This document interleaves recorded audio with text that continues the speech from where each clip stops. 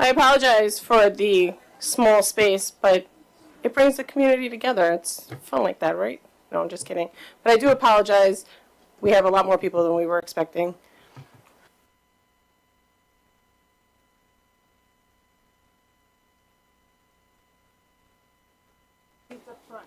We did add some extra seating up.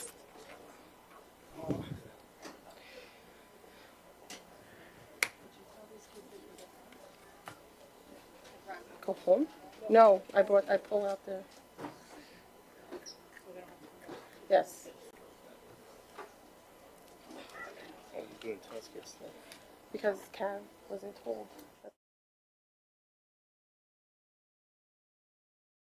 I was told that everybody was in terms of the athletic side. Oh, the two of them. So, you know, after Cav gets recognized, we'll have him stay. After Cav Ryan gets recognized, we'll have him stay and do his two tennis kits. Sure. Okay. Huh? Yeah, I mean, he said everybody was contacted. There's seating in the front for anybody that is standing in the back. All right. What's up? It's from Melissa.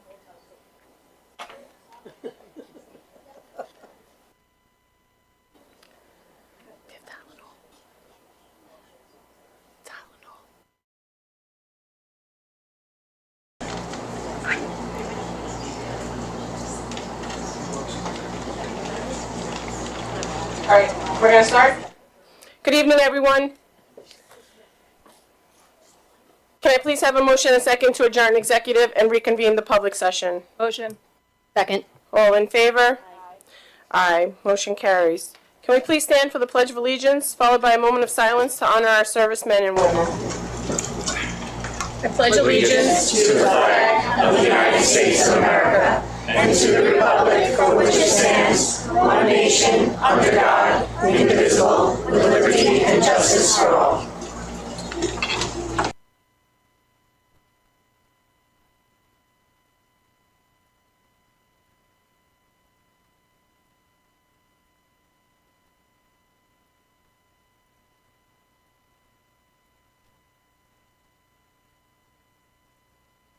Thank you. Can the district clerk please call the roll?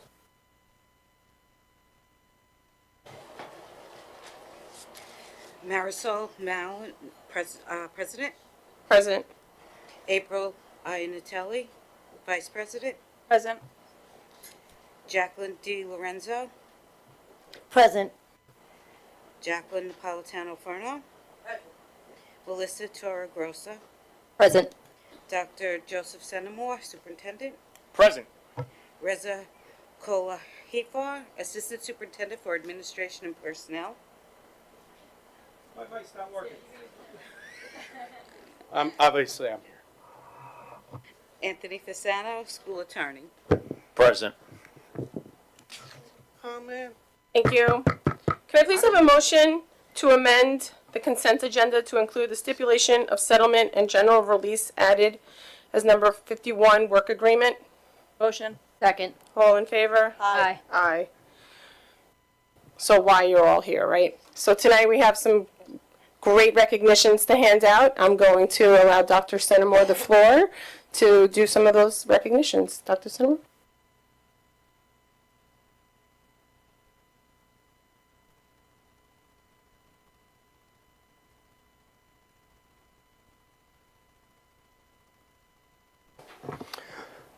Thank you, Ms. Mallon, and members of the Board of Education. What a wonderful turnout from our community. So absolutely outstanding to see our young people and our parents and our staff, our families in attendance tonight. Our community comes together once again, and what a thrill. So tonight we have the special opportunity to recognize staff and students. It's been a fabulous school year, and what better way to cap off a fabulous school year than to recognize some of our fabulous people from our schools. So what I'd like to do to begin is I'd like to invite up our principal and assistant principal, Ms. Leahy, and Mr. Michael Renda, to speak about one of our many fabulous teachers here in Connecticut, and one of their very fabulous teachers over at Cherokee. And I'm going to pass the microphone over to them so they can introduce this very special individual so we can acknowledge him. Yes, thank you. I'm very excited for Mr. Renda and I to introduce Mr. Kavanaugh. A lot of you know him as Cav, and he is a very special person, and he did receive a grant this year from the Teachers Federal Credit Union, and it couldn't go to a better person, a teacher that has a huge heart and puts his heart and soul into everything he does at Cherokee and for all of Connecticut and the community. So, Mr. Ryan Kavanaugh, please come up.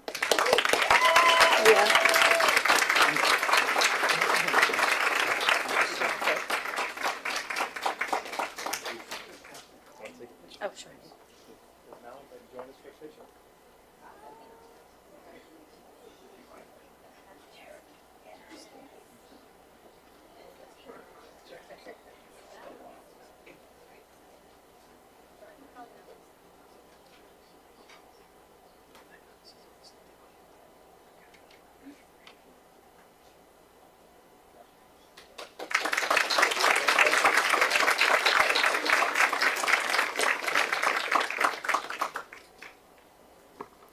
So Mr. Cav is not only an exceptional teacher, but he's an amazing coach as well. And he brought some of his athletes here tonight, which he will speak about. Good evening, everybody. What an honor for the Connecticut tennis team this year. We had an undefeated season as first time in our school history. Really was amazing.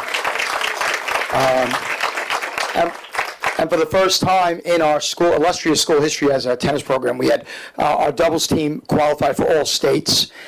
If you know anything about the tennis world, it's one of the most competitive things to have to do. You're playing against kids that have been playing tennis since they're 4 years old, tennis courts in their backyards. These guys are self-made, self-driven, self-motivated, just incredible human beings to be around. Both seniors, both going to be playing college and tennis, but it's their heart, it's their compassion, it's their ability to fight through adversity that allowed them to compete against the top kids in Suffolk County, and for the first time again ever, qualify for all states. It's a tribute to the Connecticut working spirit that makes us so endearing and so happy to be a part of. And our captains, Luke Planner and Gavin Gagliardi, first time in our school history, doubles all state. So well done, boys.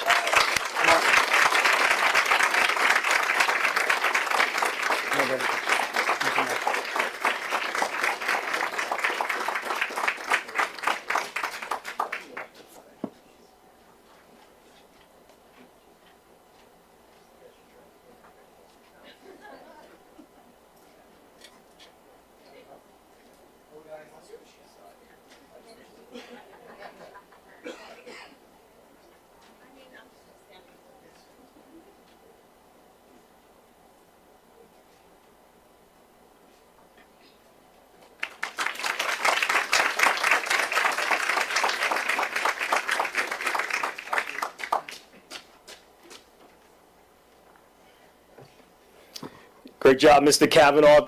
Great job, fellas, our tennis team. And we're going to have a lot more athletic recognitions later in the week. We're very excited about the success of our athletic program. Thank you, Ms. Leahy and Mr. Render as well. All right. At this point, I'd like to call up from OBMS, our Oakdale Bohemian Middle School principal, Mr. Piombo, to talk about one of our special teachers.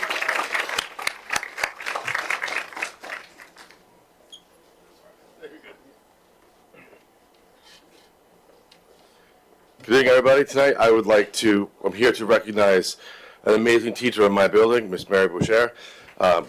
She's a sixth grade science teacher, and has done an absolutely amazing job in my building at OBNS. She's wonderful with the students. She's one of my favorite people to come watch. I tell her every time I see her.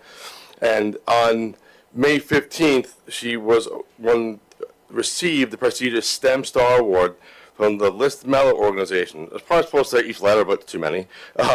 She was nominated by her science director, who has described her as creative, collaborative, self-reflective, And what's interesting is one of the things that she said was that she's highly revered by her colleagues, and if there's no greater testament than that, almost filled the entire row with a sign from her colleagues. It's one thing to be able to be a teacher and to inspire your students, but to inspire your colleagues as well is just next level. I'm so lucky and fortunate to have her in my building, so congratulations.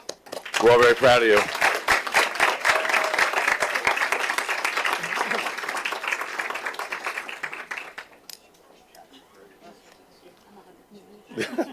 Congratulations.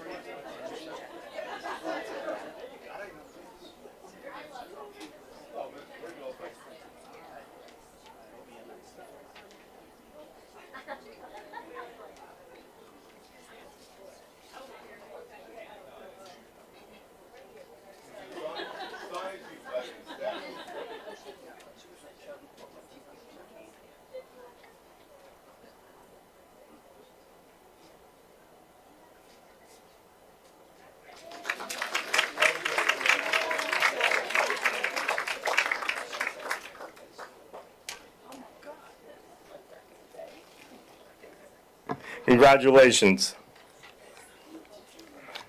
At this time, I would like to call back up to the podium from Cherokee, Ms. Leahy and Mr. Renda, please, as we acknowledge one of our students. Okay, let me just get the right certificate. Okay, yeah, give that to him in a second.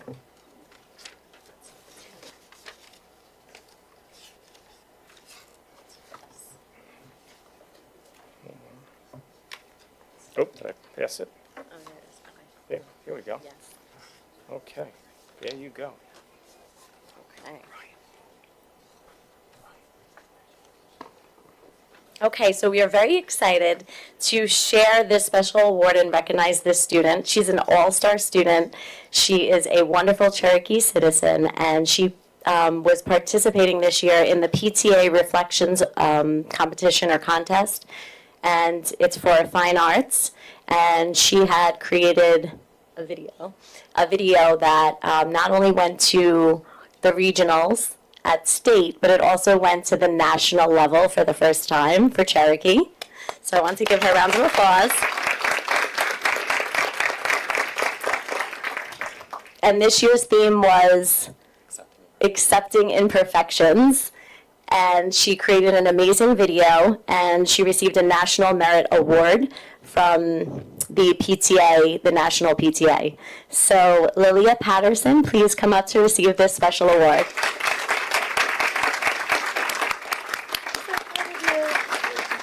Congratulations, Lilia. Thank you.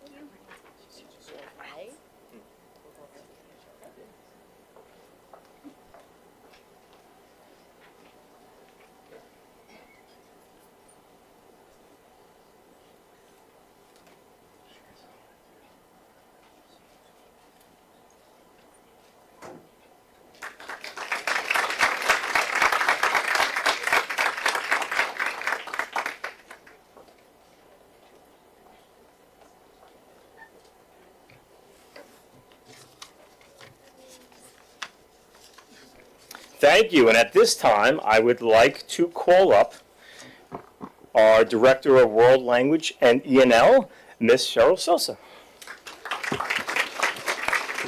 who will speak about a very special group of students.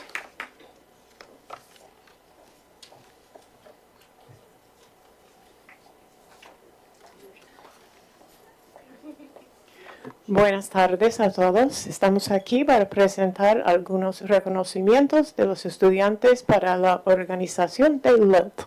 LILT es una, sí, yo lo veo, no. Good job. Some of our students participated in the annual LILT, the Long Island Language Teachers Association. We do a lot of cool things for language teachers and for language students. Emily Lombardi is on the board, and you have a certificate? Yeah, and she has some things to present to the students as well. But the posters that the students created will be displayed at our annual conference in October. So they're really beautiful. The kids did an amazing job. And so we would like to honor that. So, buen trabajo, chicos. Muy bien. They're all participating in our FLES program at the elementary school and the middle school language program. So, here we go. I'm not sure which students are yours. Okay. You want- okay. Alessia Murat, Murat or Morado? Morato, okay. They told me, she told me to put it out.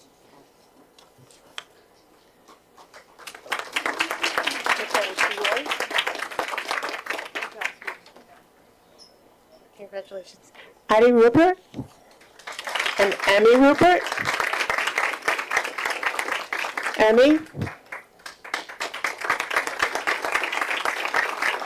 Kylie Dumas. Courtney Dumas.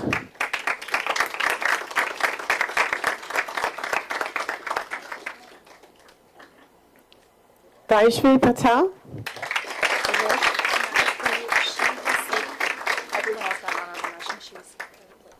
Okay. Vaishvi actually received third place, so that was the highest that we scored, so excelente.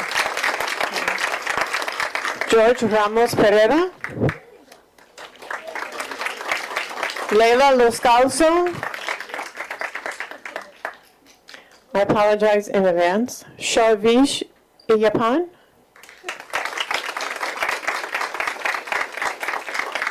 Grayson Knott.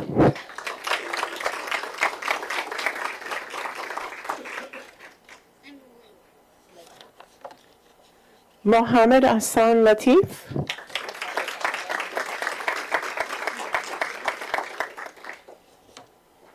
Is Mohammed? Okay. Isabella Lum. Samuel Garcon. Blakely Fountain. Layla Ozazanskak. Is that right? Parker Tedesco.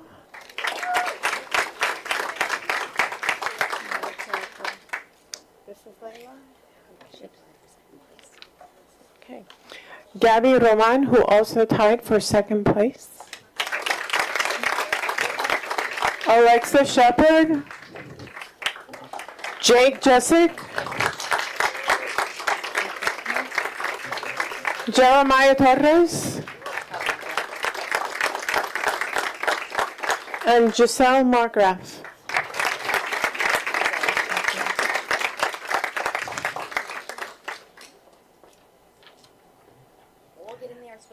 Congratulations, niños. Muy bien.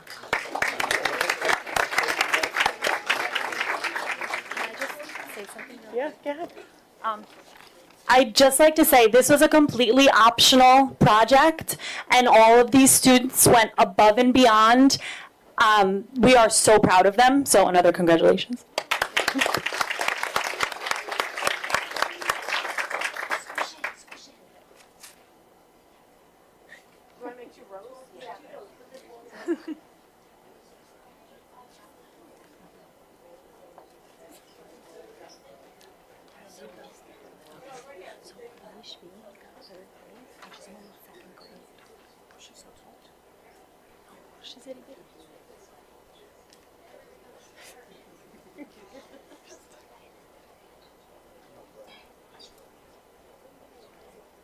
You guys get in the picture.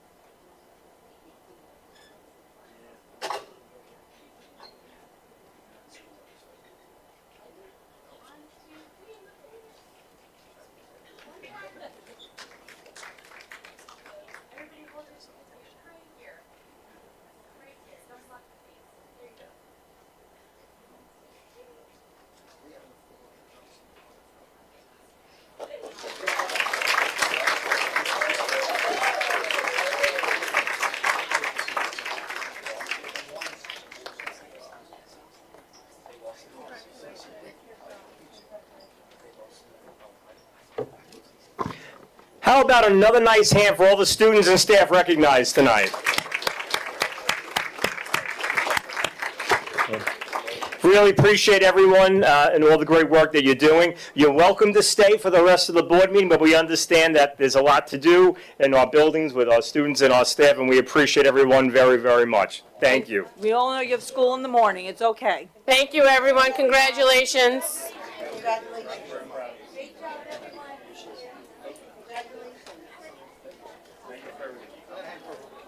Oh, I'm so sorry.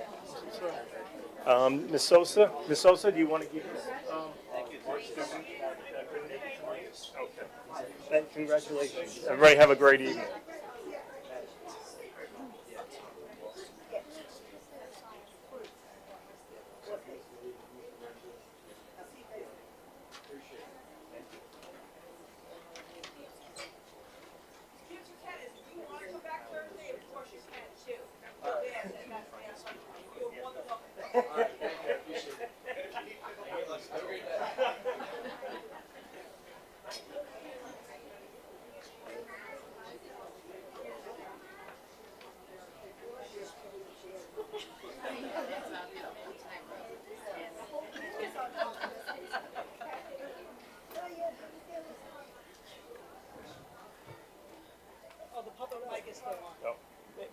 That's okay. That's okay. It's going back on in a minute.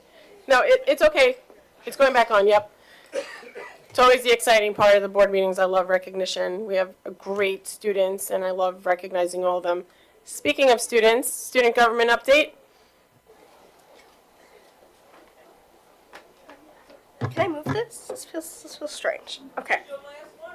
Yes, it is. It is. Thank you. Good evening. My name is Michaela, your student government rep from the high school, here to give you the scoop one last time. The last day of school is Friday, June 13th. After that, it's Regents and Finals Week. Please check the Connecticut website for the exam schedule and busing information. Our seniors have their senior walk on June 17th. We have to meet in the senior parking lot at 9:15 a.m., no later. Prom is on the 25th at Villa Lombardi's from 7 to 11, and the graduation is on the 26th, starting at 6:30. If you can't come to the field with us that day, you can also watch graduation live, which will be posted on the Connecticut High School website. Once a T-bird, always a T-bird. It's just always also important to note, speaking of the senior walkthrough, to be on time because you cannot drive yourself to your elementary school. Cannot drive yourself. You have to take the bus. Thank you for giving me your time today and all the days that I shared our school's events with you as student government representative. This was an amazing experience that will leave a lasting impact on me for years to come. This is Michaela Marks signing off. Thank you for your time. Aw, thank you. Miss Marks, we have so loved having you all year. Thank you so much for all you've done. We've loved your updates. Thank you.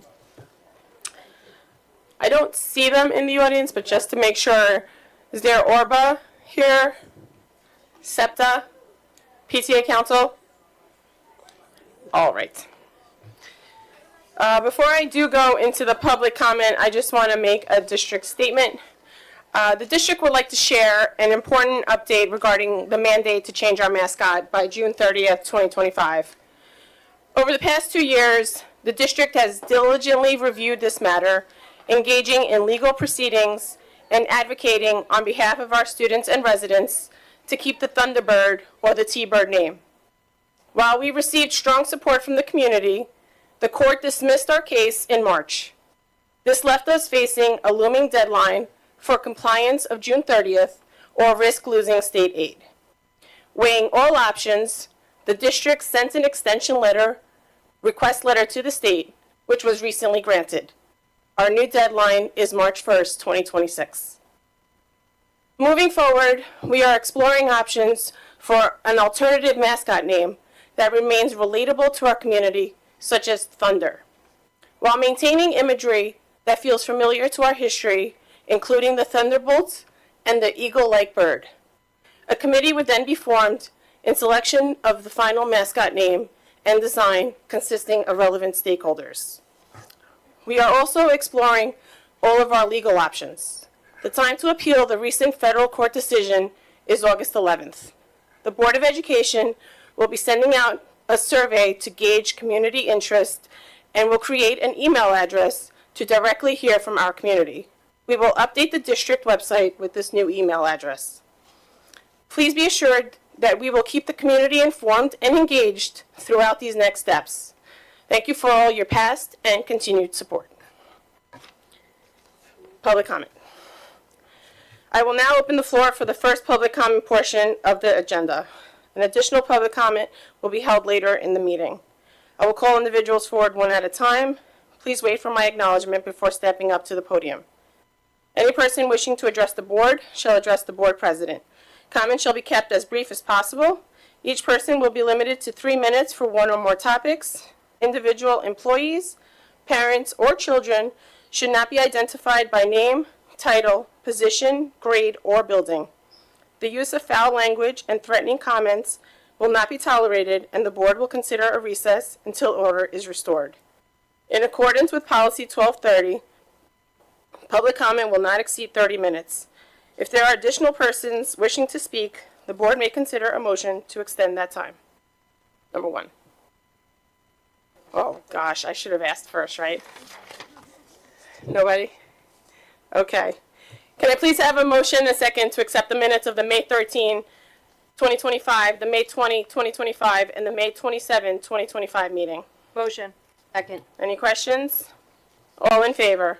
Aye. Aye. Can I please have a motion and a second to approve the second reading and adoption of Policy 8113, Extreme Heat Conditions? Motion. Second. Any questions? All in favor? Aye. Motion carries. Can I please have a motion to approve financial matters 2 through 7 as submitted? Motion. Second. Any questions? Yes. I just wanted to find out, and I'm sorry I didn't ask in advance, the 2 scholarships. How? No, I thought it's right here. It's on the consent Oh, sorry. Sorry, wrong one. I thought because it's the scholarships. My Right. So no questions? All in favor? What's next? Aye. Motion carries. Can I please have a motion to approve the instructional and non-instructional personnel as submitted? Motion. Second. All in favor? Aye. Aye. I would also like to take a moment here to congratulate and welcome Mr. Michael Ibrahim, who will be our ex officio Board of Ed member for the 2025-2026 school year. We are looking forward to working with him. Can I please have a motion and a second to approve consent agenda items 2 through 51 as amended? Motion. Second. Any questions? Yes. Then I have some when you're all done. Okay, mine is just, I'm trying to find out the scholarship, number 3 and number 4. Do we know how many it's going to be broken up into? Or do we not find that out until later on? I don't have that answer right now, but I will get it for the board. All right, thank you. 3 and 4. Do you want to? No, I just wanted to know. How many, right?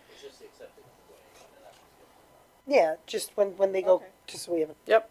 Anybody else have any questions? Yeah, I do. Some of them are just more like a typo thing. But the first thing that I want to bring up, and it's more of a statement than anything else, number 12. I think it's number 12 is the second extension of the, maybe I'm looking at the wrong one. Wait, hold on.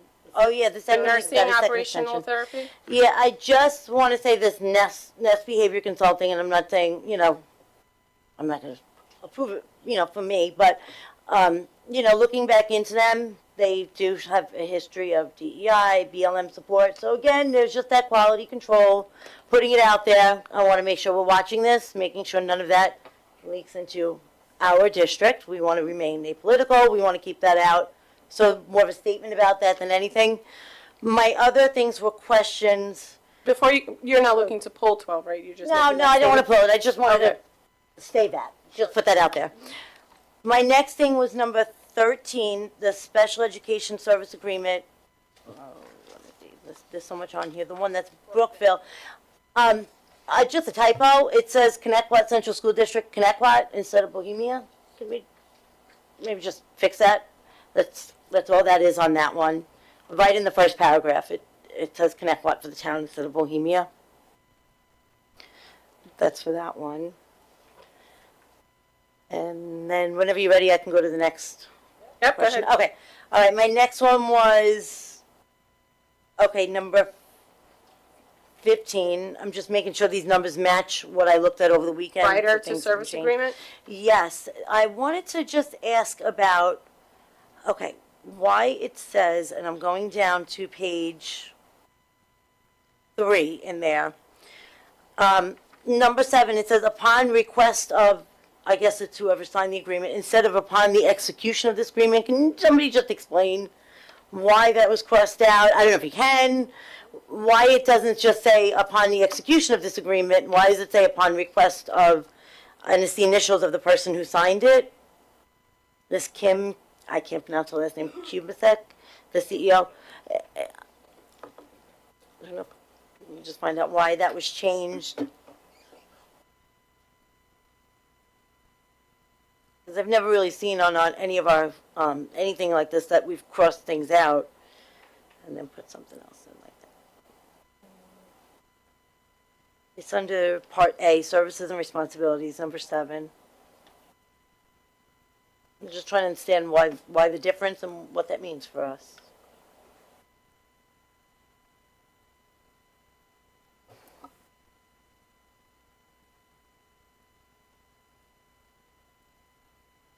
Might be minor, but I'm just honestly not sure.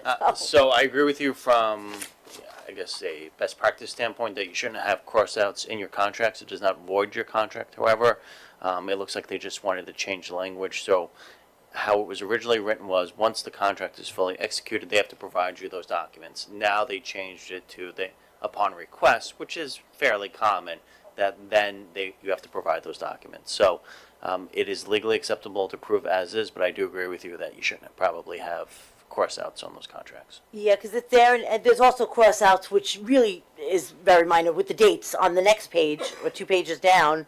You know, it's not a final agreement. It has X's for the dates. The dates are written in, which is, you know, the dates are the dates. But, yeah, we're just maybe going forward, make sure that we have it completed. But, okay, all right, thank you for that. My next question, another one that's just more of a, I guess, a typo, number 16. This Frontier Behave. Again, it might be minor, but there's some, just under the term, I don't know, the year is missing. I mean, the consistency. It says term of this agreement shall be from July 1st through July 28th, 2026. We don't have, 2025, just for consistency to, that's all with that one. All right, and then I had one more question. It's kind of a combined thing since they kind of seem to work together. They seem to go together, numbers 28 and 29. And I know John Allen's not here, the rejected bid. I don't know if there's any history we can get on that, what happened with that. The schools, I'm assuming they're safe, they're okay, that we, with this work that's being done, but just a history. I don't know if anybody can provide that. I know John's not here. Yeah, I'll ask Mr. Allen to provide that for the board. Okay, thank you.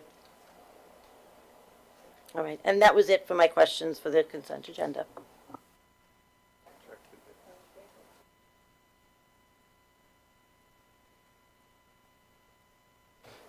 Anybody else? All in favor? Aye. Aye. All right. Superintendent's update, Dr. Centimore. Thank you very much. I have a few things. Be robust. Try to be succinct, but a few things to discuss. So as I mentioned at the prior board meeting, the district has a little bit of work to do with regards to smartphones and internet-enabled devices. So as part of New York State's budget process this year, a new mandate, Education Law 2803, was enacted for all school districts, restricting smartphones and internet-enabled devices during the school day. This includes lunch, recess, passing time. The law mandates that school districts will develop and adopt a policy by August 1st, 2025. That's this summer. As I discussed at the previous board meeting, the district's curriculum committee, a cross-representation of stakeholders, met to gather input. This will be incorporated into the policy development over the next few weeks. We're looking to solidify those practices that remain in alignment with the new law while addressing requirements such as communication and even storage where permissible by policy. We'll take this as an opportunity to enhance climate and a focus on learning. After tonight, I will follow up with a communication to the community, and then once the policy is finalized and adopted, it will be communicated across the district.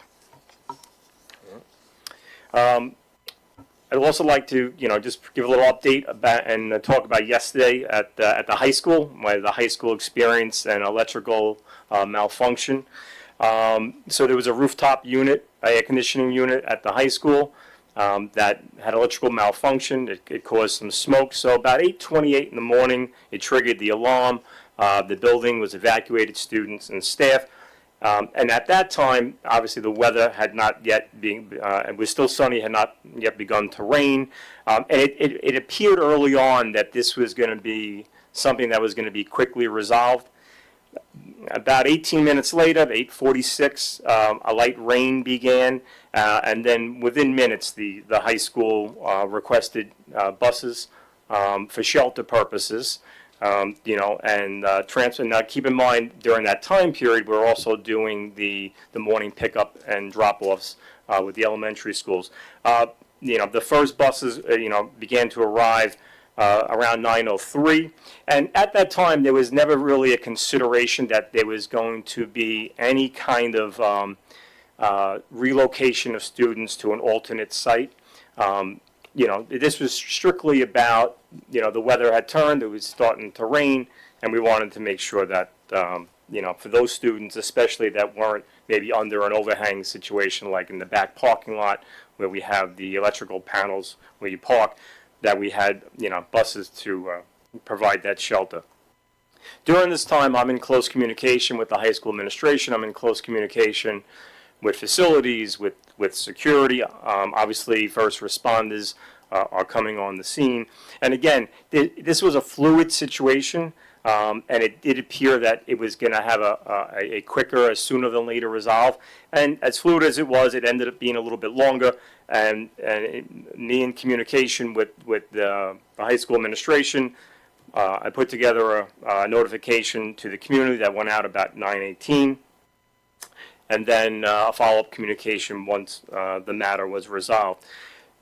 Like any event such as this, there's a debriefing that takes place. That's part of best practice. So we debriefed with the high school administration and security afterwards. Students and staff were safe. Emergency plans were followed. Like I said, the situation was fluid. It looked like the building would be cleared sooner than later for reentry. Anytime there's an event, there are always takeaways. You always look to see if there are areas where you can enhance and do better. You're never satisfied. The district does look to be as timely as possible with communication while also ensuring clarity and accuracy. And that's an important piece. When you have a fluid situation, you want to make sure that, safety is the immediate priority, but also information that's going out, you want it to be clear, and accurate.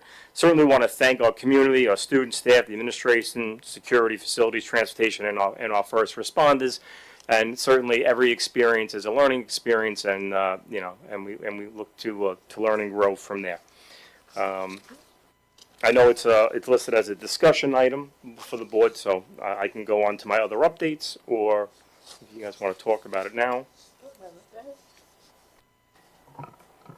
So, I'm glad that you are taking responsibility, but I would love to see at the building level the same done, because we all know that there was a failure yesterday in crisis communication. I've been on the emergency management team for 6 years. I have sat on safety, district-wide safety plans, meetings for years and years between New York City, Nassau County, and all across, and in the last 25 years. I've never heard of, at this point in time, with all of the technology that we have, that messages couldn't go out through text, through apps, through all the things that we've had put in place. last year we talked about, I was not for it, I voted no to accessing an administrator when that was an issue with, we were going to access because of state aid. And I had said that we have the lowest enrollment at the high school in decades. It's going down and down and down. Decline in enrollment, increase in administration.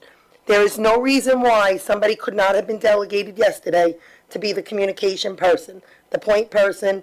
Parents should not be witnessing and watching buses and, not even so much buses, but fire trucks, police cars, everything racing into the high school, and them have absolutely zero idea what's going on, but they're finding out an hour later from their children. Now, what I heard also, totally separate, but I'm going to bring it in, is that there is some discussion about going back to lockers in the high school. If they're going back to locker use to lock up cell phones, that's what I was told.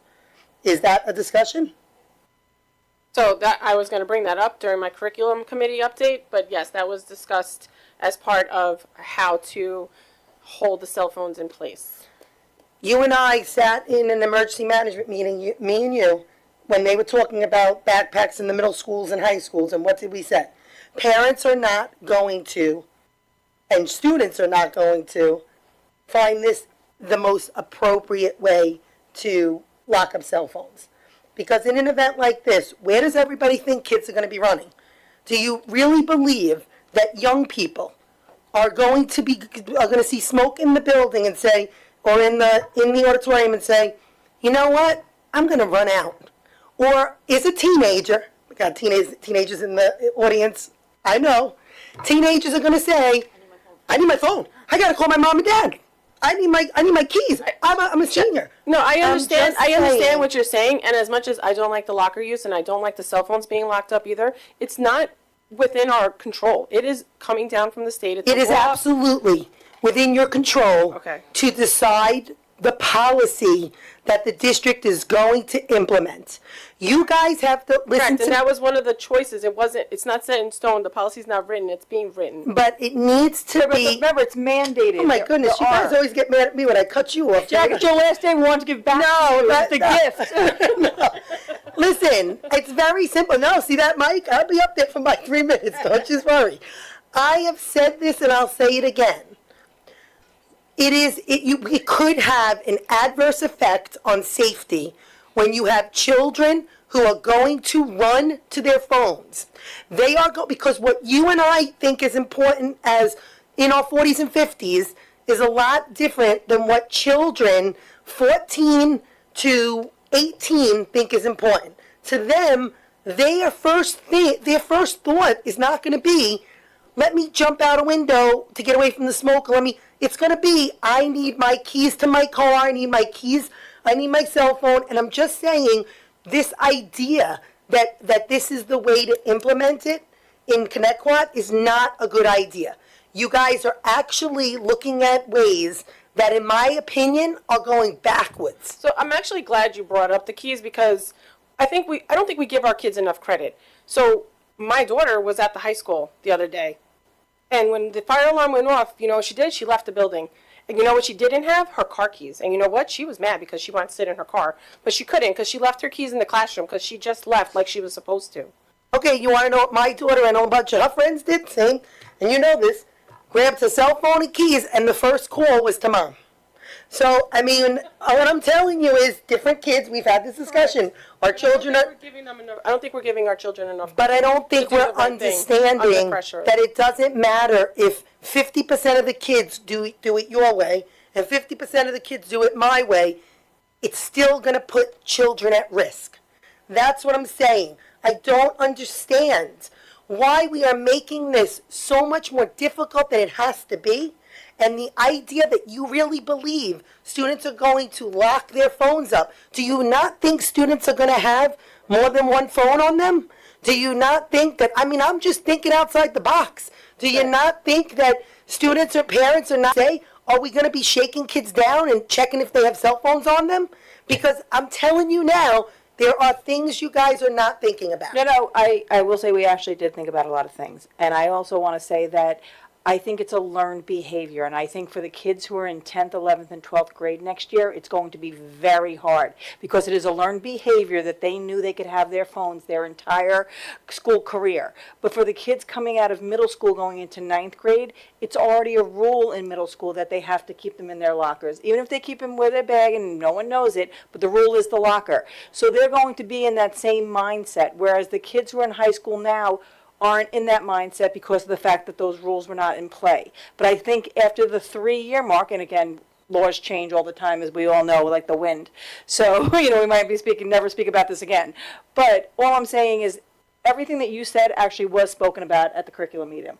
Everybody came up with all these ideas and did. You know I'm against that this is going on at the curriculum meeting. I believe that if you truly want to give transparency and a voice to parents and to the community, that a new committee should have been formed. That's what other school districts did. That's actually what NISMA, they first said it. It was new people who came too. So we had all sorts of stakeholders. We had children there. We had parents. We had Wasn't it a spin off of the curriculum committee? I spoke to plenty of parents who told me they did not receive the ability to join, that this was the curriculum committee took this on. They did not start a new committee. So we didn't start a new committee per se, but we built off of that committee, and then we added more stakeholders to it.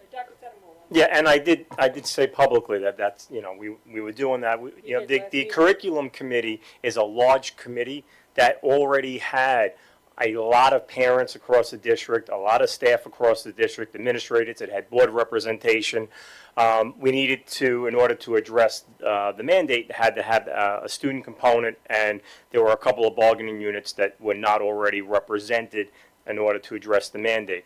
And that we took, and keep in mind that the state budget passed very late, and this mandate was part of the state budget, and we know that the implementation deadline is August 1, but once the school year ends and you get to July 1, it's very difficult. So the state put us in a situation with a very tight timeline. And while we knew that the governor wanted a very strict, very restrictive policy, we also knew that the legislature, the Assembly, the Senate, were pushing for a little bit more localized control. And it really wasn't until the 11th hour that the governor got the more restrictive version and that the state budget got passed way after the time that all school districts had already adopted their budgets.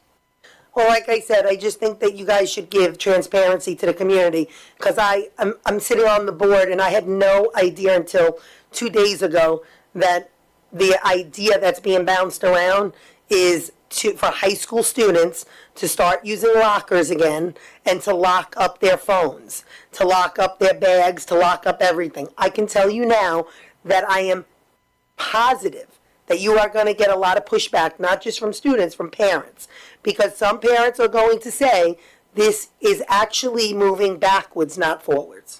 As for the fire yesterday, you know my feelings. There are things that need improvement. There is professional development that needs to be done. There is crisis communication that needs to be worked on at the administration level. I thank the security, I thank the fire department, I thank the police that showed up, but I am not happy with the way a slew of administration worked to get communication out to parents, to give transparency, and really, all in all, to even govern the scene. Because when I hear and I see pictures like I was seeing, it was just, it's not what we should be leading by example.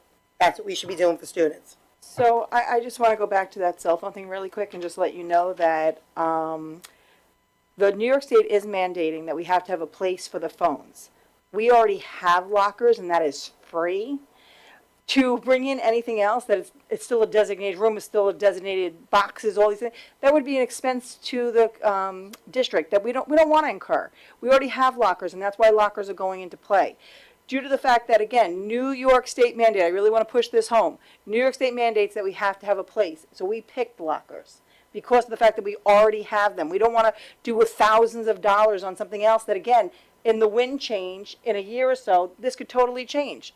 So we don't want to invest. From a financial standpoint, some of these other options, they don't even work. And so it could be a wasted investment, so. And I'll put a communication out. I want others, and then I have something else, yeah. The other thing that is also not a financial burden is backpacks that are already purchased by the parents. I do not support locking these phones up for the same reasons that Jackie was saying. In an emergency, and yeah, you're going to have the kids that are going to say, you know what, my life is more important than a phone. But then they're getting backed up by traffic of the kids that are standing in the hallways trying to get their phones out of their lockers. I do think it's a disaster waiting to happen. And I'm not talking from an experienced person in any of, emergency things. That's not what I do. I'm just thinking from a logical standpoint. I think locking up the phone is a big problem. Now, I know we mentioned, what they do in the middle schools. As far as I know, and I have a middle schooler, there isn't a rule to lock it up. The rule is they don't want to see it. And I actually get that. I fully understand that and I fully support that. You're in the class. I don't want to see your phone. And I don't know why we can't go to this route instead of saying, all right, I don't want to see the phone. Kid takes phone out, teacher says, put your phone away. Phone goes away. Comes out again, put your phone away. Comes out a third time. Now your phone's coming up to the desk for the rest of the period. You get it at the end of the period. Okay. You do that maybe 2 or 3 times. Now the phone's going to the office. Your parents have to come pick it up. 1 or 2 times that a parent has to leave work to go pick up their kid's phone. And I tell you, those phones won't come out anymore. Because parents are going to be annoyed that they had to take time out of their day to pick up the phone. And then they will be held accountable for teaching their own child, you need to focus on your academics. You need to pay attention in class. Put the phone away. And we're not locking it up. We're not confiscating it. That's where I would go with this, because I think we're just opening up a huge world of problems if we actually lock them up. Because then you're going to have the kid that has 2 phones, and the phones are still going to be there. You got to, and that really doesn't teach them, the kids, responsibility and accountability for their own actions. Let them learn why they can't have their phone out. If you're just going to lock it up because my teacher's mean, whatever, they don't. You know what? Let them face a little discipline if they keep taking it out and they're not paying attention in class. Then give them that accountability and the responsibility to learn. And then they won't have their phones out. I mean, that's the route I would go. That's what's in my mind. I do not support locking them up. Here's my other issue. Who is going to be in control of this?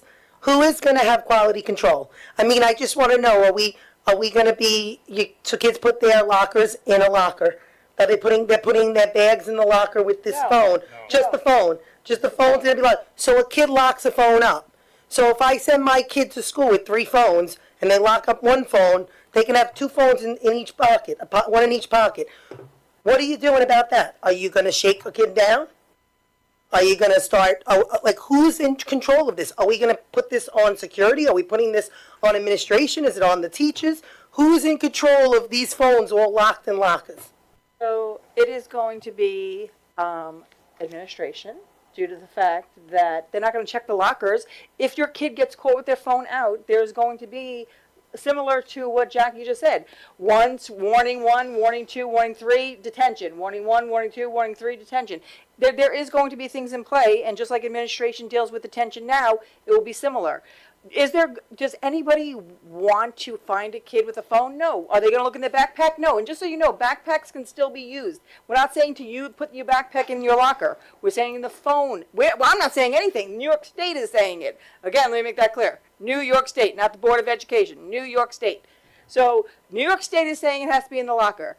Not a locker. No one's searching for your phone. No one's doing that. You guys are don't make a mountain out of a molehill. We unless the kid, blatantly has their phone out and is being disrespectful, then, it's up to the teacher's discretion. It's up to them. They're supposed to give them a warning and, send them down to their administrator so that they're written up. So Mr. Fasano might be able to provide a point of clarity. When the law came out, there was also further guidance provided, and we were told, all school districts, not just Connecticut, were told that backpacks were not considered a storage option. Mr. Fasano, can you just speak to that, please? Sure, I could just read from the statute. It requires that include 1 or more methods for on-site storage, although it doesn't say it in the statute, it is correct that backpacks would not be consistent with that, where students may store their internet-enabled devices during the school day, which may include student lockers. So student lockers is specifically included in the statute. But it doesn't have backpacks written in there.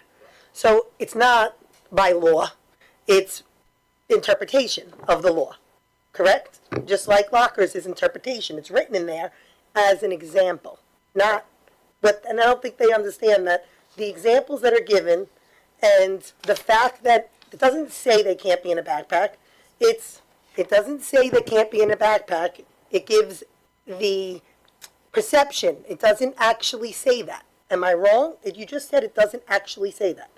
Correct, but as for what we've heard from the state, how they would enforce it, that would not include backpacks. Is the state coming here to enforce it? Not sure of that. Okay. I just, Saying we all know how can I this just throw something in You wanna jump here? the line? No, Melissa's been Yeah, in line, she's waiting, been like- waiting, people have been jumping her. So if you guys look on your screen, you can see the order of the people, just. Because I'm just throwing it into the universe. We are like talking in circles and like we don't even have like a policy like drafted yet. So before we have that argument, however, I'm going to devil's advocate. I'm not saying I want anyone to not or not like have their phone or not yet. But equally is the argument that having the phones and everybody panic texting their parents and their parents coming to the school is now potentially a safety risk of emergency service, especially that high school where you got like one way in and out really, like, and you had parents like, Mom, the school's on fire, bye. And then like they're flooding it. So like there's arguments on both sides. I think I'm not disagreeing with most of what was said, but then there's the whole other side of this too. I also happen to know I forgot the combination to my locker quite literally every day. That would be more my, constantly. I could not remember that. Didn't matter where I wrote it. I would write it in the agenda. I'd lose the agenda. So lockers, an idea, a free one. The other component of this I do want to have ironed out though is the enforcement, because we talk a lot about wanting to like focus on the education. I really don't want our teachers to have to referee who took their phone out 7 times in the classroom. Like we have to have all of this stuff figured out, not just thrown together. I don't want to just take the sample policy and be like, sounds good. Like, let's take the opportunity to like not talk in circles about backpacks and lockers right this second, I feel like, because I think we're going to cause like a little bit of a chaos going into the summer. And perhaps Christina can speak to when the, Miss Poppy can speak to when the curriculum committee meeting is going to be, so that. It already happened. Is that not, Yeah. but we didn't, right, like we No, we have to, No, the we- policy doesn't exist the though. policy- No, but now We're it goes to the talking about policy it committee. again. No, it goes to the policy committee now. That's it though. We're That's never it. going to talk about it Right. again. So, but Mr. Fasano is going to speak too. He's gotten the line to. Wait, what are you guys No, doing? Mr. Fasano's cutting the Shut line. my mic off. I did shut your mic. I'm going to shut your mic again. And he's done. So I was just taking a few seconds to look up exactly where we got that guidance from. So the New York State School Boards Association, which does draft all the policies for the district, as well as I would say 90-95% of all the districts in New York State, and they do have a big lobbying arm. In their notation in their policy, they note that it is our understanding, our being NYSBA, that only using backpacks or bags would not be sufficient for this law. So that's generally where that recommendation is coming from as well. Recommendation, not law. Their understanding of what we're- Understanding, recommendation, not law. Just making sure we understand the difference. Okay, so Jax, this is for you. Oh, I got something for you, don't worry. Just so you know, though, we all were sent this in emails, and I know we get 1,000 emails, so it's hard. But there are exceptions to the rule. I know, medical, And right, so if Yeah, you have an diabetes. IEP, A lot of kids are gonna get 504, exemptions, If you watch. have something right, I know that- mine that will be one. exempts you from being, unable He's to leave laughing. your phone in the locker. Watch. So there are exemptions. So that's just wanted you to know that. Okay, and I just want to read this because I want you guys to understand the pros and cons. I understand who knows what, this, that, the other thing. So, the presence of cell phones in schools during an active shooter situation is a complex issue with significant pros and cons. Pro, quick communication with authorities. Students or staff can call 911 immediately or alert law enforcement, potentially speeding up the response time. Information sharing, real-time updates, text, calls, social media from inside the building can provide critical intel to responders. Location of a shooter, injuries, or number of people in a room. Reassurance for parents is number 3. Students can inform their parents they're safe, reducing panic and chaos among families. Coordinating evacuation or hiding. Cell phones can be used to communicate with others inside the building about where it's safe to move or hide. Documentation. Some incidents have been recorded and later used in investigations or to improve school safety policies. The cons of a cell phone during an active shooter situation. Noise can reveal hiding spots, a ringtone, vibration, or a notification sound can give away a student's hiding location to a shooter.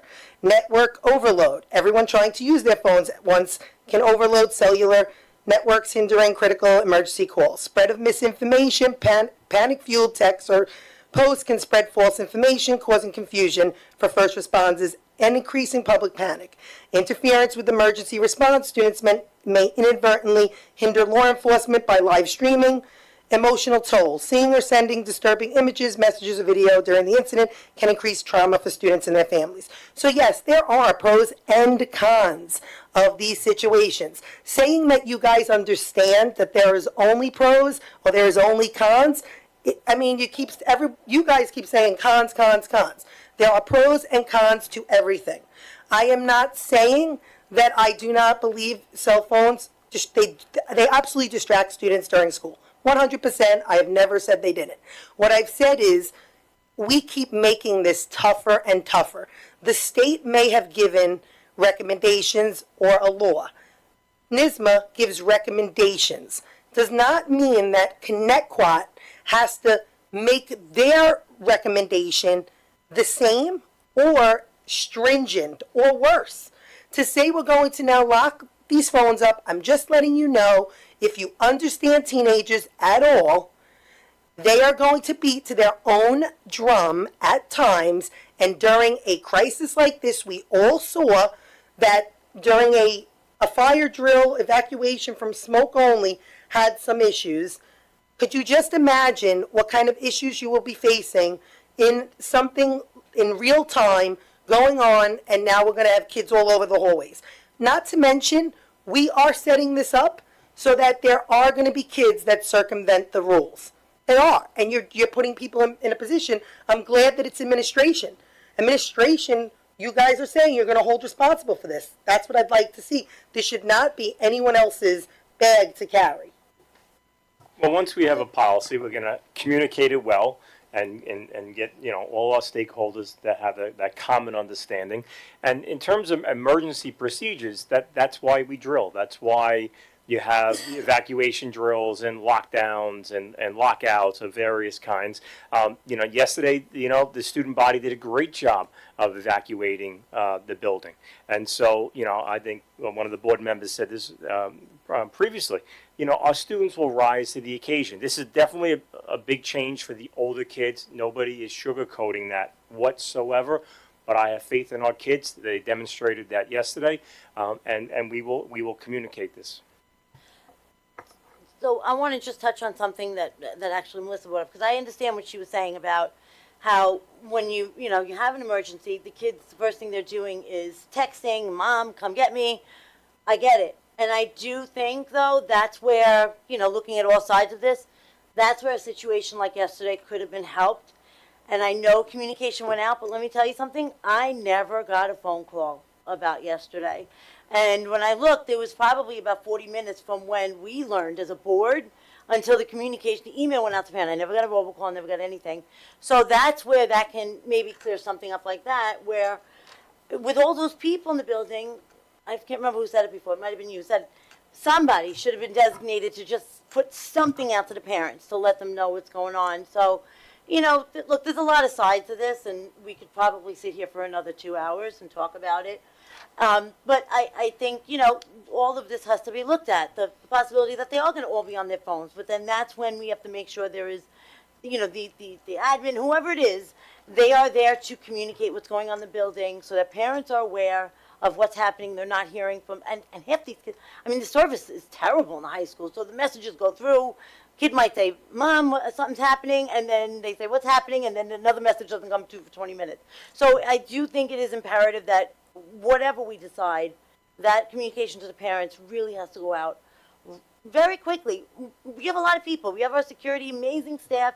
They're keeping the kids safe. Somebody has to be designated to inform the parents as to what's happening at the same time. I have a question quick about. the line too. Your microphone wasn't on. Yeah, I'm above Go the ahead. third. Go. My question is trying to move off of this, but So this is gonna be my last comment, no matter what you say, Jax. I just want you to know the NISBA recommendations versus the law. I, for one, and I do sit on that policy committee, I don't care about the recommendations, I care about the law. So remember that. I don't, and I said it in the meeting for the committee. I told them, there are recommendations that I do not follow. We have to follow the law. And we put the law in, we customize it for Connecticut. I'm not trying to make it worse for Connecticut students. So I just want you to remember that is the truth and it was announced. And I just want to, like I said, make it clear that whenever we talk about cell phones, there are pros and cons, and we should all respect that, because we look at it and we keep saying, I have seen the pros, I have seen the cons. So I understand that they're there, just like any other device our children have. My biggest complaint about this whole thing, and I've said this to you all, is that there wasn't transparency given to the community or even the full board. I had no idea when I had parents coming up to me saying, Jackie, how could you support? I said, I didn't support anything. I didn't even know. I didn't even know you guys were revisiting lockers to lock phones up and thinking this was a beneficial idea. Had I known this, trust me, I would have been all over social media as a parent stating my opinion. And trust me, it's going to be loud and proud very soon. I have made it clear that is, every time we do something in Connecticut, it always seems like we're going 10 steps backwards. That's my problem. There is no reason why this community should not have known as a whole that this is what's going on. If you guys want to lock up lockers, phones in lockers, that will be what you guys get to decide. But you are supposed to be transparent with the community and the parents, and you aren't. And that's what drives me absolutely insane. You would. told them 2 weeks ago, we just had the meeting and we were gonna update. Parents are telling me they've known for weeks. Heard from kids, too. For weeks. People have known for weeks. Because only because the law came down with the budget weeks ago. Why would if you're on the school board, how is it that if two of you are at a policy meeting, and this is something big, whatever curriculum meeting, whatever you're saying it was, why did the full board not know this is what was going on? Why is it that we're questioned by, I did not know. At the last board meeting, when we did the committee updates, it was brought up that this was going to be discussed at the next curriculum meeting. Dr. Sinnemore brought it up during his. Not lockers. Not lockers. No, not lockers, because we didn't have the meeting yet. So this meeting is post that meeting, and Dr. Sinnemore is trying to update the community, and he has intentions, speaking for you, but I believe this is true, to put out a letter to the community this week. Absolutely, and we haven't finalized the policy, and my communication, just like tonight, was going to speak to storage where permissible. One of the things that was vetted at the secondary level was to utilize lockers. Now, the policy is not finalized. I'm happy to be a little bit more specific in my communication and say storage such as the use of lockers. Again, full transparency. I gave an update at the last meeting. It was prior to the committee meeting. I know we have committee reports that are after this, and I try to be proactive with a communication right now and drafting a communication to the community as well. This should have been in an update to the board, us being updated on, and again, while I love the sports and I love the arts, this is something that is a big deal. It's a law coming down and parents are discussing it. As it is, parents are saying they don't want to have their kids' phones locked up to begin with, especially after yesterday's incident at the high school. Parents are saying the crisis communications, a little too little, a little too late when you're sending something out an hour later and it's already all over social media. It's already all over everywhere. And the problem, I got to tell you, when communication goes out like that and not the official way, is it actually creates more panic. Because the misinformation that goes out is just, it could actually calm a situation even if you don't have full information yet, just to say that it's under control, all the students are out, all the staff is out. That's all it needed to say. We'll keep you updated as things, because otherwise you're going to get parents that get in the car and dart to whatever school it is. Because they're hearing fire trucks, they're hearing this, and they're worried about their kids. Just want to ask a question, because Technology Committee has not met the past few times. Can we find out if there's anything also just, I'm trying to be solution focused, not saying this is the route it's going to go. They are allowed to have district issued electronic devices that can access the internet. But what I'm saying is we're doing all of this integration with Parent Square and all of these things. Can we figure out if there's the functionality for the parents to communicate with their children somehow through Parent Square? So, and if not, can we figure out what is Ed Law 2D, whatever, compliant, so we can have a platform like that, so that if they are on their district issued device and we do have to do something with these cell phones, that there is a way for them to message their parents or whatever it is, to maybe at least ease some worries about if we have to do this that way. And just to clarify, it's not cell phones, it's internet-enabled cell phones, so the old cell flip phones are still allowed under the law. I just want you to know, Melissa, that did come up. Yeah, flip phones, like a It's internet enabled. Right, nothing so that you can send a text. anything that's not hooked up Snapchat to the or any of internet, that. you can have. Melissa, that was talked about, just so you know, and our community member Tracy actually came up with a great idea about the email. That is being looked into because several of us at the meeting believe we should have that communication. So that was a great idea, and great minds think alike, and we 100% agree, and that should be in our policy. Part of the law is to have, you have to have a way for parents to communicate with their child. So working out how that's also discussed and how we can make that happen. Part of the communication and the idea that came up at this stakeholder feedback meeting with the curriculum was this idea of student email directly to their parents, and we have been vetting it from both a technical standpoint and also certain legalities in terms of making sure that students aren't exposed to people beyond their own parent, guardian. I know, Mr. Fasano, you've been, providing some input to IT as they are diving into this. Following up from that meeting, is there any, and we're still actively looking at this, but while we were discussing this topic. Yeah, so we're still looking at it even as of today. It is difficult, though, because once you start opening it up and you're whitelisting email addresses, those email addresses can then contact every single student, including it's a second grader, kindergarten, who's ever actually having an email account, then an outside person is able to contact that person. There is a federal law, the Child's Internet Protection Act, that requires a school district to protect students, anyone under the age of 17, from chat rooms and emails and things like that. But we're still looking into what we could possibly do. Would you like to finish your superintendent's update, Dr. Sinema? So we have so much going on across the district. It's a wonderful time of year in all of our schools. I can't take it. Well, I'm very proud of all the great things that go on with we had students tonight, we have student staff on Thursday. We recognize some, yes, I heard you. We recognize some students and staff this evening, more on Thursday. We have retirees and tenure staff as well as more athletes. We've had grade level productions and activities, special dances of all kinds, a really cool film festival, a plethora of academic, BOCES program graduation, and athletic awards ceremonies, with even more of these type of wonderful events, including ceremonies for our alternative high school and ELL students. We have grade level moving up ceremonies, and of course, especially for our seniors, a plethora of memorable traditions culminating with graduation on June 26th. I'd like to thank all of our students, staff, and student and parental organizations for all of your magnificent efforts in making all these very special events at the end of the year so great.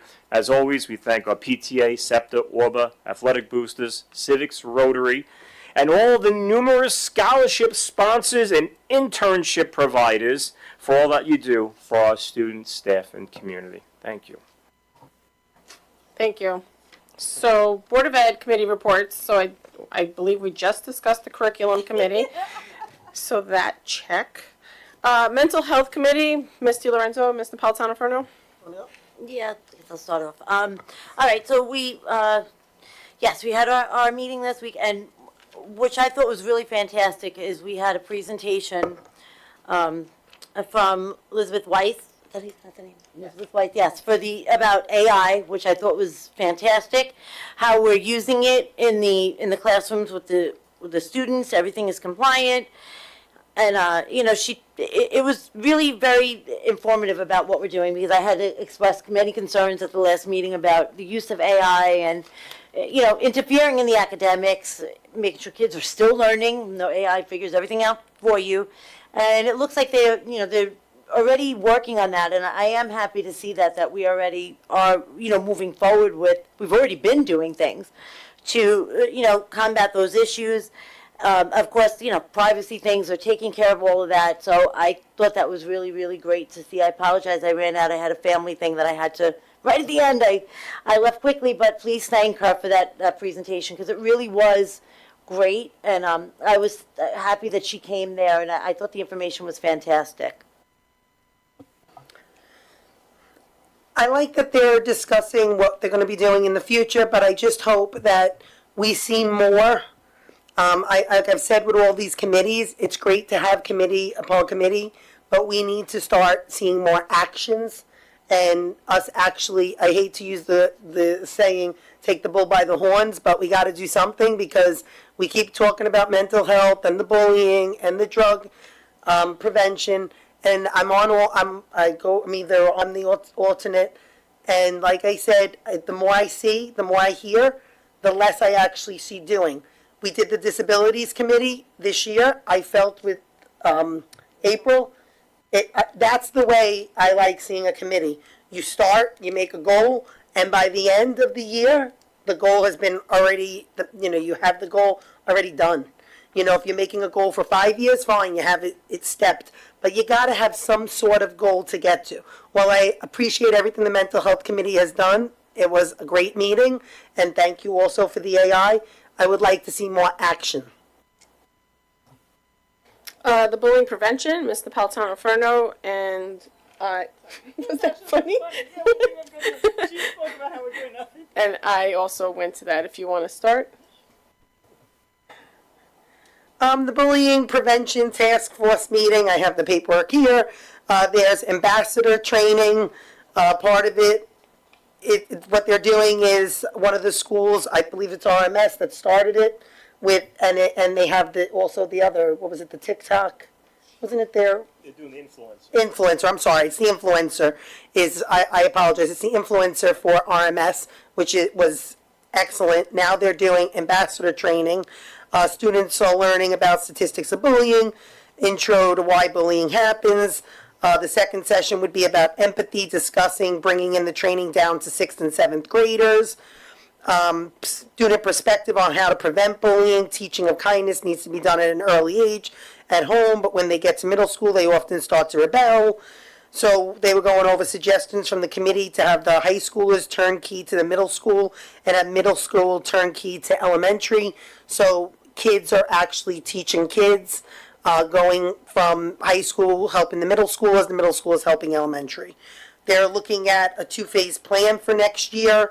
The goals and objectives created by the task force a year ago was to research and identify bullying, the trends, the incidents, coordinate with the stakeholders to find out what relevant issues, review the work. Again, this is another one that I say, while there's a lot of things going on, they were discussing possibly finding incentives for parents to get raffle tickets or something during open school night. So some way that we can reach the parents, since a lot of times when they have parent conferences or they have some sort of parent night for bullying, people don't show up. I mean, I understand people work, they have a lot going on, but maybe if you're already there for open school night, you can incentivize it by making it so that they actually can win a gift card or win something for being there and being part of the program and listening. Because really, with bullying, you got to work together at home, at school, kids with kids. It's really a multifaceted way to prevent it. Unfortunately, again, I feel this way. It's not, I don't want to be negative. It's just that you feel that way too.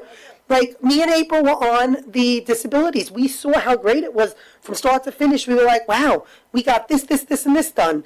And then we got a whole fair done. And then, like, that's what I like seeing.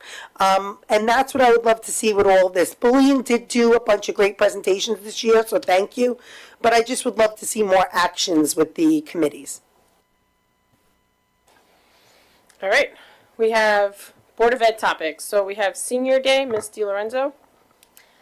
Senior day, and I was not there, but however, it was the other day, I can't remember which day it was, but I learned about it, when I came home from lunch, because I could see the scoreboard from my house, and I was so excited to hear, all of a sudden I heard, now Senior Field Day, and I said, what on earth is that? And then, of course, social media, I saw exactly what it was, and I had actually brought up at forgot to mention this before, the mental health, I want to see more activities, more things bringing, I brought up the idea of dances, which is maybe outdated, going back to what we used to do when I was in school, but like that, when I saw what Senior Day was, that the seniors literally had T-shirts on, and it back to their roots, their schools. There were 7 groups. Cherokee was one color, Sycamore another, Slocum another, and they did all sorts of activities. It looked like it was absolutely fantastic. I have no idea whose idea it was, but great job. I could speak to that. Yeah, So it was the first Senior Field Day at the high school. There is a new council at the high school. It's an athletic council that Mr. Laurie has put together, and there are, I believe, 4 or 5 students on that council, and it was them. They came up with the idea, they came up with the concept, they came up with the games. They decided, let's split the senior class into your elementary schools, and one school battled the other. Idle Hour won. Congratulations, Idle Hour. How did they win? But it really was a tremendous idea. It was a great idea. The seniors had a ton of fun. Cherokee and Sycamore. I know you were saying you weren't invited. We're not Oh, I know, I was only kind of teasing. we're not ever invited to any field day, so I didn't take it to heart I that didn't either. Yeah, it's for the kids. The kids had a great time, and it was the first senior field day made by the athletic council. It sounded amazing, and that's exactly what I had in my mind. Something to bring the kids together. I mean, another thing that was brought up at and I don't know who said it, the Mental Health Advisory Council, I can't remember, but she said, what about having something where it's grade levels, like you have the 9th graders do, or like a spirit week for each of those, just things like that are what I want to see. And I do believe when you do things like that, we talk about ways to prevent bullying, prevent that it helps. It has to help. It brings the kids together, and maybe from different areas. Maybe somebody that you were like, oh, you went to my school? All right, let's talk. Let's be on the same team together. These are the things that I love to see. I hope we see more of that. Great job to everybody who put that together. Great job. It was a very nice event. It looked like a great event for the kids. It reminded me of years ago in the 80s, maybe even the early 90s. They did 6th graders when 6th grade was still in elementary school. They had, by school, they would make teams for a track meet at the high school. So instead of having coming together day, you had a district-wide track meet, and Slocum was against Cherokee, was against Sycamore, and it was really a great day because it brought some competitiveness to the kids getting to have, and it made it fun. But that's what it reminded me of back when they did that, because it had a similar concept, because you were going into, these kids are graduating, but going into the middle school, and that was the way that they did coming together, and the kids really loved it. What I absolutely, when you said you want to see more events, I've been saying this for years. I would love to understand too why a lot of the overnight trips stopped. I just found out that one of the schools, their honor society didn't have the overnight trip, which they had last year. I was told it was because of funding or something. But the reality is those trips mean so much. I know that my own child went on an overnight trip last year with middle school honor society and absolutely loved it. So it would be great if we could get back to doing that. I was told that they're moving away from that. All schools are moving away from the overnight. And I understand it's hard to get chaperones. Maybe we the board next year needs to maybe look into ways to incentivize it for people that chaperone, or look to new creative ways, because it really is beneficial, not just to have the education piece, but also to have this piece where kids get to go and have fun with one another while learning. They go on a trip that they learn, whether it's Washington, D.C., we used to go on as kids. All these trips, Frost Valley, I just remember them when we were younger. They don't have them anymore. And again, I was really disappointed to hear that there wasn't an overnight trip. Awards night, Ms. Napolitano Furno. I think I can speak for both of us on this one, but yeah, so Marisol and I had a discussion after both of the, first of all, exceptional job by Mrs. Yanicola, Mr. Mallory, and all of the staff that did all of this. Really appreciate all the way that you help students and with their achievements and their accomplishments, really celebrate them. So with scholarships, with awards, it was a beautiful night. I know my own child loved it. I know that other kids loved it, but there was one, and I'm not trying to be somebody who criticized, but there was one thing that I saw that I would have loved to see different.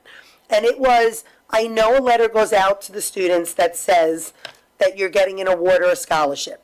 What I would love to see is next year, just an idea, not have a separate sports night and a separate academic night, but instead have a separate awards night and scholarship night.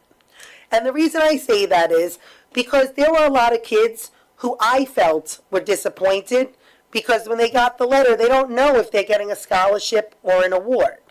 And, even though you're getting an award and the awards are spectacular, a lot of kids that worked hard to try to get scholarships, obviously there's not enough for everyone, but it would be nice for kids to not have to sit through the whole scholarship night for academics, let's say, and they're getting an award.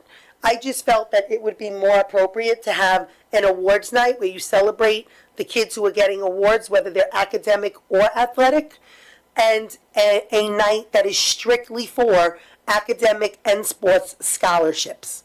I honestly think that would be a much nicer way to do it, but that's, again, just something we had discussed. You want to chime in? No, I agree. So some of the kids are there, and of course they're hopeful to win a scholarship. And when they don't, there's a disappointment. There's resentment to the ones that did win a scholarship. Why did this one get the scholarship over me? Not everybody can get a scholarship. Not everybody can get an award. But if we had a different night for each of those, I think that the expectation to get one or the other wouldn't have been there. Right. Internships, Miss Iannatelli. I'm going to need your help a little bit. There was a man the other night at the BOCES recognition night who spoke, and he owns an automotive shop on Washington Avenue. It's called Perfect Bodies Auto Body. Okay, I have to say, this man does a lot for the community, and I want to say that he, really encourages BOCES students to come to his shop. He's willing to teach them, give them chances, educate them even more, do a lot for them. He's trying to get an alliance with other businesses throughout our community to do the same for our students. And I can't say enough about the fact that this man is doing this and giving this back to our community. He really was an inspiration, and I really hope that many businesses jump on board and give these kids opportunities to learn and be, have the internships and even jobs after and learn their craft. And he also works with Ms. Rapone in the high school to find other jobs within the community for other types. Like he's helped HVAC, he's helped, I forgot what other industries, but he helps her find other kids jobs in other industries, which is amazing. It was very nice being there to see not just him, but also the First Lady speak. It's nice to see Connecticut High School honoring the BOCES students, not just at their BOCES graduation, where a lot of them, we have like 20 kids at one, 5 at another, 10 at another. This was 100 kids being celebrated. It was a very nice way to celebrate the kids that are going into trades. Trades are just as important. We need those, and it's very nice to see so many kids going that route. So one more Board of Ed topic. I just wanted to take a moment and thank Ms. Napolitano for her service. She has been an active board member for 6 years, and on behalf of the board, we want to thank you for your service. I have some flowers for you from all of us. Oh, thank you. Thank you. And I know I'll see you at the mic, but you only have 3 minutes, remember that. I do. Thank you, guys, and good luck next year with everything. Keep on fighting for the kids. You guys can do it. Does anybody have a public comment before I read all of this again?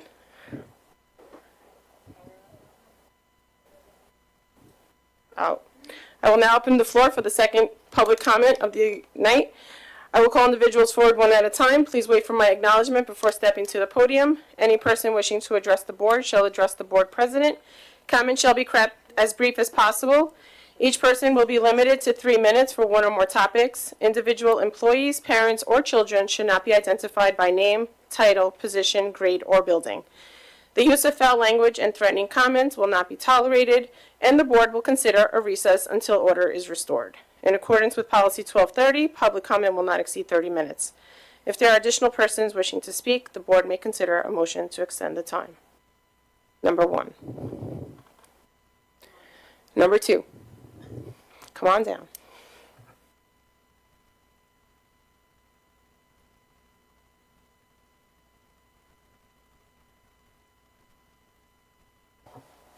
Got it. So I just have to put my 2 cents about, Jackie, I'm sorry to disagree with you, but first of all, in the event of any kind of, whatever happened this afternoon or yesterday afternoon, with 5 children having gone through and now a grandchild in the near future coming through, don't worry about us. You do what you need to do to get those kids out of the building, and get them to safety, get whatever took place that you did, in my mind, was what you needed to do. As far as the parents, yes, their kids are letting them know that at least they hear their voice, they're safe, but I appreciate the fact that, of course, the parents have to be up here, but in the line of priorities, get them out, get the buses, do what you did. The parents will see that they're safe when you get to it.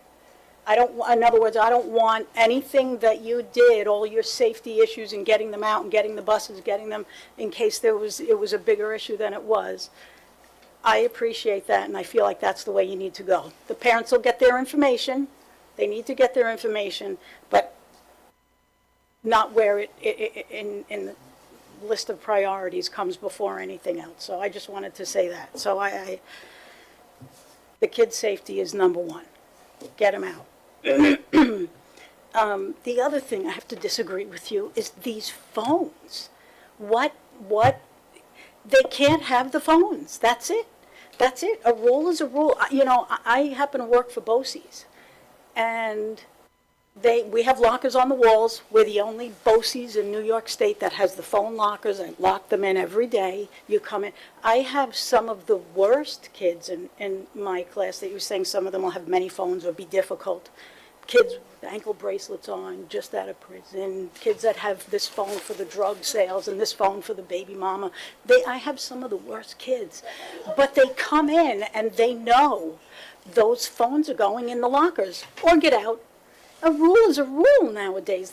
I feel where we're going wrong with the kids. You're always going to have ones that are difficult, but in a year or two, they're going to know that's what it is.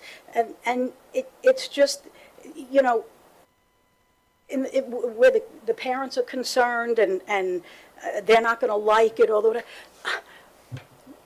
when do the kids begin and the parents to be making the rules in the school district? It's got this is what it is. Our kids at BOCES are getting a pouch. Some of them start out at, you know, different schools and then come to us, bell to bell. They're locked in a pouch.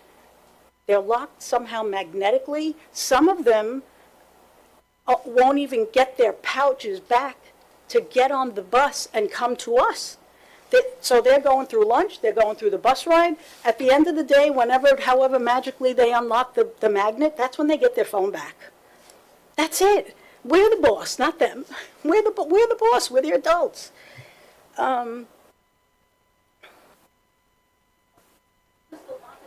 Your mic went. I'm done. Why do we, I'm sorry, I haven't been around in a while, but why, we don't use lockers anymore in school? So thank you for sharing your thoughts with us. We have stopped using the lockers in the club, Really? only because the kids don't use it, they just carry their backpacks around. So they're not allowed to use their No, lockers? they are, they're allowed. Okay. And that's it. I just have to say, I'm so disgusted that the children and the parents make the rules now. I mean, the professionals know what needs to be done. We can't be looking for loopholes and things, and we don't have to because of, it's what we're supposed to do. Thank you. This, in my opinion, is where we've gone wrong with the kids. Thank you so much, much appreciated. Is there number 3? Have a motion and a second to adjourn the meeting? Motion. Second. All in favor? Aye. Thank you, Jackie, for everything. I am upset.